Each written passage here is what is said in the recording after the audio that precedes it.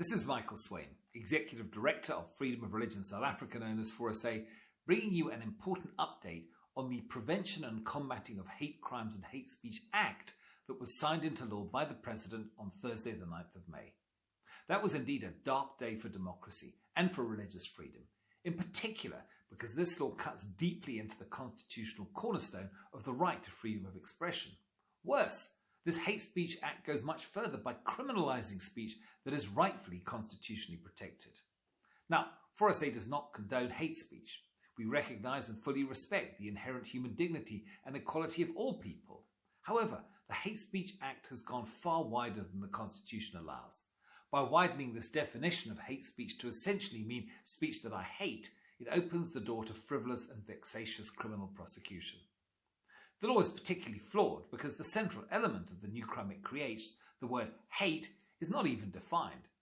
Other definitions are equally vague, ambiguous and subjective.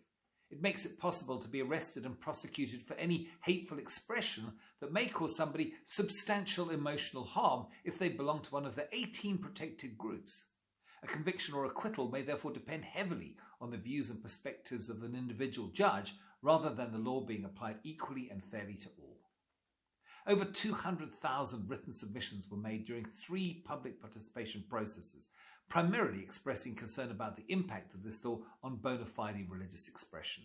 However, the government did not engage in any meaningful way with the concerns of the public. 4SA particularly pushed for a robust clause to be inserted to protect this good faith religious expression.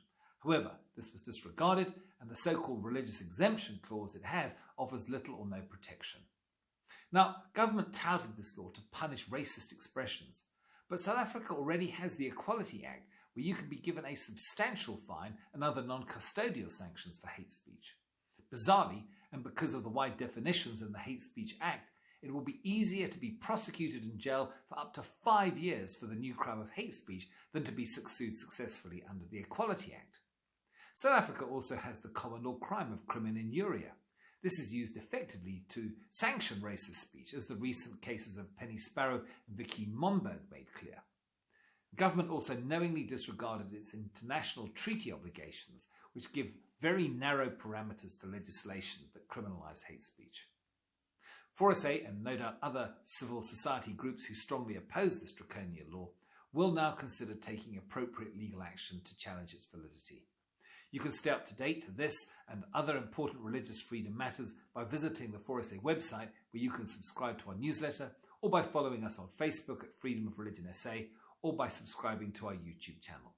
Please also support us financially in the fight for faith and freedom by clicking the Donate Now button on our website. Thank you.